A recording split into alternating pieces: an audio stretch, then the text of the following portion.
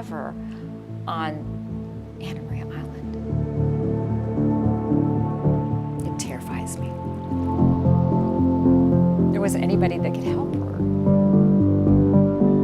And now she's gone.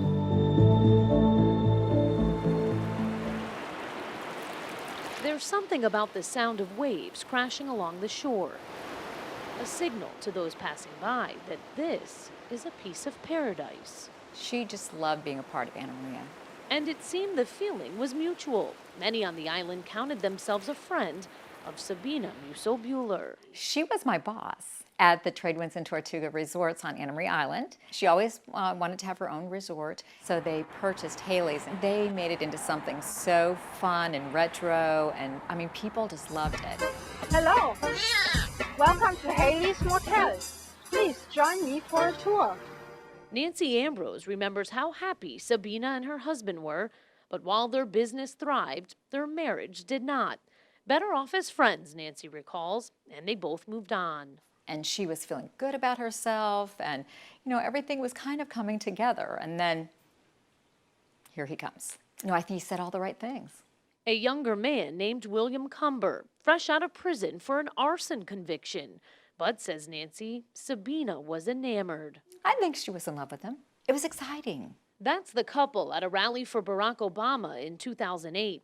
Nancy says her friend was ready to celebrate come election night. The plan was, after the election results came in, for you all to meet at a party. Correct. She never showed. Did you think something was wrong?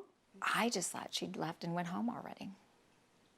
You know, I didn't think anything had happened. Until 2 days later, when Sabine didn't show up for work either. She would not do that. No. Mm-mm. She was so dependable. I knew something was wrong. Missing for 7 long years. Early on, investigators questioned this man, Robert Corona, found driving Sabine's car 2 days after she disappeared. But it turned out he was a car thief, not a killer, who took the Pontiac Sunbird after finding it abandoned, keys still in the ignition. And then there was Sabine's estranged husband, Tom Buehler, who had not 1, but 2 life insurance policies on his wife. But rather than suspicious, Assistant State Attorney Art Brown calls it standard business practice. After all, the two still owned a hotel together and were good friends. Instead, Brown says investigators had their sights set on the new man in Sabine's life. Mr. Cumber was always the most likely suspect. He was the last person known to have been with Sabine. They had argued. You also had her blood being found on the couch. You had his blood on the floor of that same apartment. Enough evidence to finally, years later, make an arrest. Why it took so long, we couldn't get an answer. The Manatee Sheriff's Office refused to comment. But faced with a murder trial, William Cumber took a deal. He not only confessed, but led investigators to Sabine's body. She said that she couldn't do this relationship anymore because of certain issues. What happens at that point? I lose control. I hit her in the head. She gets scared and she covers her face with her hands. Reached and grabbed her throat until she wasn't moving.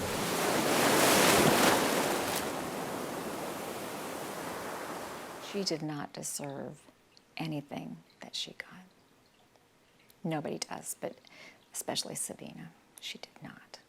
Buried just a block from her motel, right here under a beach pavilion the couple was known to visit together.